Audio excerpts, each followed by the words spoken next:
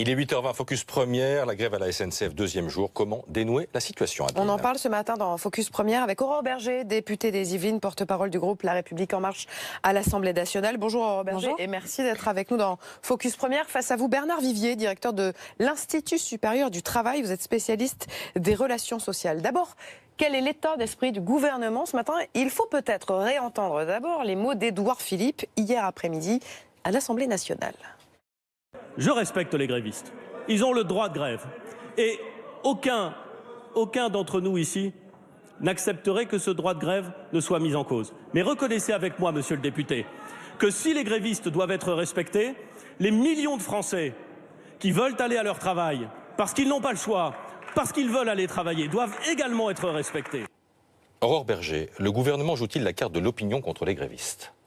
Je pense surtout qu'on a une obligation qui est de réussir la réforme. Non mais on ne joue pas l'opinion contre les grévistes. Voilà. C'est d'ailleurs ce que dit Édouard Philippe. Il dit on doit respecter celles et ceux qui souhaitent exercer leur droit de grève, qui est en effet légitime et légal.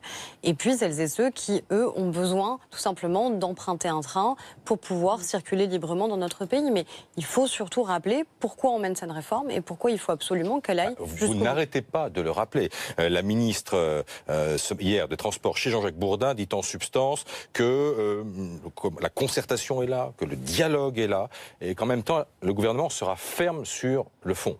Donc vous le faites, mais ça ne bouge pas. Il y a un cap qui est fixé, qui est de dire que de toute façon, l'ouverture à la concurrence aura lieu et que des réformes de structure de la SNCF doivent pouvoir être posées. Parce que si on ouvre à la concurrence, mais qu'on ne réforme pas la SNCF, là, en effet, c'est la SNCF qui sera mise d'autant plus en péril. Donc il faut lui donner les moyens, dans la concurrence, de réussir. Bernard Vivier, que pensez-vous de la stratégie d'un côté des syndicats et de la stratégie du gouvernement? La stratégie du gouvernement, Aurore Berger vient de confirmer exactement l'impression que nous avons du discours d'Édouard Philippe. Oui, le gouvernement aujourd'hui joue l'opinion publique. Le gouvernement n'a pas réussi son opération du premier coup et aujourd'hui essaye de surfer sur une opinion publique qui est très partagée. C'est 50-50, oui. Et les organisations syndicales ont été mises sur le banc de touche. Forcément, lorsque des organisations syndicales plutôt portées à la discussion, à la concertation, à la réforme sont mises sur le banc de touche, émergent naturellement celles d'entre elles qui sont dans l'affrontement, la lutte, l'opposition. En clair, à la SNCF, l'UNSA et la CFDT n'ont pas été suffisamment considérées et de ce fait, CGT et Sud occupent le devant de la scène. Y a-t-il un problème de considération? La ministre a reçu de manière extrêmement régulière l'ensemble des syndicats. Je crois que depuis le 1er mars, il y a eu plus d'une vingtaine de réunions avec les organisations syndicales. Ils ont été reçus aussi d'ailleurs par des parlementaires. Jean-Baptiste Djebbari, qui est le rapporteur du texte à l'Assemblée nationale. Donc ils sont considérés. Après, tout dépend ce qui est négociable et ce qui ne l'est pas. Alors justement, je vais parler comme un syndicaliste. Y a-t-il du grain à moudre? On l'a toujours dit, sur la question de l'ouverture à la concurrence, la question c'est la date de l'entrée en vigueur de l'ouverture à la concurrence. Sur la question du statut des cheminots, on sait qu'il y a des éléments à réformer et après on peut discuter du contenu de cette réforme. Sur la question de la dette, on sait aussi que si la SNCF se transforme, alors on peut envisager qu'il y ait une reprise partielle de la dette. Et tout ça, mais tout ça nécessite qu'on ait un cap clair. Voilà, cap clair certes, mais dans ces conditions, on voit bien que voilà, la parole du gouvernement est ferme, linéaire. Comment les deux parties peuvent-elles s'en sortir la tête haute, Bernard Vivier? Parce qu'à un moment, c'est toujours comme ça dans une négociation, il y a une épreuve de force, des manifestations, des usagers qui payent les pots cassés, et au bout d'un moment, il y a un élément qui se débloque. De quel côté ça peut se débloquer? Écoutez, la question est très très difficile parce qu'aujourd'hui, le blocage de part et d'autre est réel.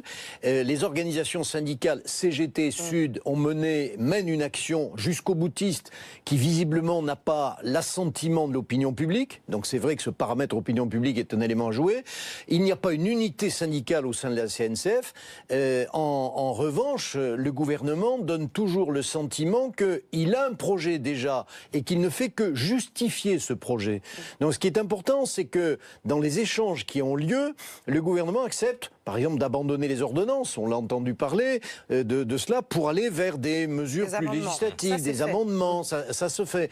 Bien, cette réforme, au fond, elle est, et Aurore Berger a raison de le dire, elle est nécessaire. Parce que si on ne fait rien, le gouvernement, il a un argument massu. Ne faisons rien, très bien, on laisse tomber. Dans 3 ans, les trains italiens, belges, allemands rouleront sur le chemin de fer français et la SNCF s'écroulera. C'est le scénario un peu caricatural et catastrophe, mais il y a un intérêt convergent, gouvernement et syndicats, à discuter ensemble. Mais que ce ne soit pas une simple concertation, une addition de rencontres, soit vraiment quelque chose sur le fond.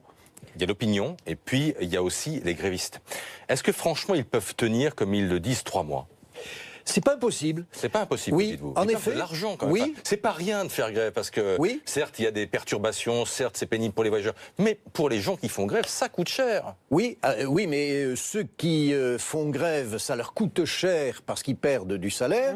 Ceux qui ne peuvent pas prendre le train, ça coûte cher. Le coût pour l'économie française est considérable, bien évidemment. Et n'oublions pas également l'image de la France dans les pays étrangers et l'attractivité de la France qui en prend un coup. D'un mot, Aurore Berger, Emmanuel Macron, on lui reproche aujourd'hui son silence. Est-ce qu'il a l'intention de parler ? Je pense que le président de la République a rappelé, d'ailleurs, il y avait quelques images, même en tout cas, de la détermination du président de la République que vous aviez montré. Ne vous inquiétez pas, a-t-il dit. Et sur le fait de ne pas lâcher sur la réforme. Je pense qu'il a fixé un cap et c'est après au gouvernement et à la majorité d'arriver à le mettre en œuvre. Bernard, vous faisiez allusion aux entreprises qui vont effectivement pas accepter longtemps que leurs salariés restent à la maison ou arrivent en retard. L'idéal, ce serait de pouvoir dormir au bureau. Tout le monde ne peut pas le faire, sauf les salariés des hôtels. Et c'est le cas à l'hôtel Bradford dans le 8e arrondissement où vous vous trouvez, Acheté Chevalier. Effectivement, tous les employés qui ont rencontré des difficultés avec les transports avaient la possibilité de passer la nuit dans cet hôtel, dans la chambre de n'importe quel touriste. Ici, par exemple, nous sommes dans la chambre du chef de réception. Il a passé 2 nuits ici, il habite dans l'Essonne, il prend son poste à 8h du matin. Impossible pour lui d'être à l'heure. Il a fait le choix de dormir là. Alors, dans cette chaîne d'hôtels, il y a 16 établissements et depuis 2 jours, une trentaine d'employés ont dormi directement sur leur lieu de travail. Du coup, il manque personne ce matin ? Écoutez, il manque à peu près 5-6 personnes, c'est-à-dire à peu près quelques pourcentages de l'effectif, mais on espère que tout va s'arranger. L'offre que vous leur proposez de pouvoir rester dormir ici, c'est possible parce qu'il y a des chambres de libre. Justement, est-ce qu'il y a beaucoup d'annulations à cause de la grève ? Il y a incontestablement des annulations, on estime à peu près à 7-8% les annulations que l'on voit, plus toutes les réservations qui n'arrivent pas. Donc il est probable que ça ait un impact de 10% sur l'activité hôtelière parisienne, ce qui est énorme. Mais comment vous êtes sûr que ces annulations sont liées à la grève ? Tout simplement parce que nos clients nous le disent, on a peur de ne pas pouvoir repartir, de ne pas arriver ou de ne pas pouvoir repartir. Donc ils manifestent leur inquiétude et c'est pour ça qu'ils annulent, on le sait. Cette grève, elle pourrait durer 3 mois. Ça va commencer à devenir compliqué pour vous, non ? Ce serait catastrophique pour le tourisme français qui représente 7% du produit national, 2 millions de salariés et 50 milliards de recettes pour l'État français. Ce serait dramatique car ça donnerait une image tellement négative de notre pays alors qu'on est en train de redresser la pente d'une façon magnifique. Paris ayant été désignée la première ville de rêve de voyage par TripAdvisor il y a quelques jours. Il faut rester optimiste donc. Ces annulations ont un effet domino également pour les cafetiers, les restaurateurs qui ne bénéficient pas de ces touristes. Merci beaucoup, Acheté Chevalier. Vous ne dormez pas au bureau, Aurore, à l'Assemblée nationale. Ça peut arriver parfois. Parce que quand je finis une séance à 1h du matin et que je suis dans le fond des Yvelines, c'est pas évident de pouvoir rentrer. Merci d'être venu nous voir ce matin, c'est pas notre première édition. Merci beaucoup, Bernard Vivier. L'Écho.